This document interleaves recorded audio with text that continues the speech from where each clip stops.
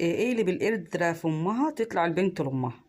زي ما احنا شايفين كده يا جماعة، بسم الله ما شاء الله، البت عاملة ازاي ولابسة ازاي جنب امها، وبتطلع ترقص شبه السحلية وتتنطط وبتاع، وملاش اي دور ولا ليها اي حاجة، وامها فرضها علينا.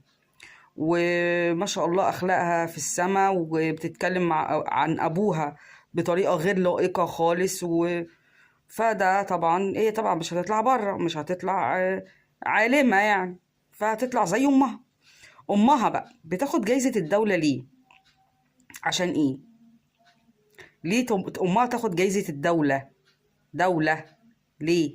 يعني هي مثلا مثلت شخصية ذاتية او تاريخية او فرعونية او بتنجانية؟ مفيش. بصينا كده اتفاجئنا ان هي خدت جايزة الدولة. ليه؟ احنا ما نعرفش رانيا يوسف غير انها بتطلع المهرجانات وبتلبس فساتين بترقعة ومفرقعة وعريانة، وبتعمل بيها شو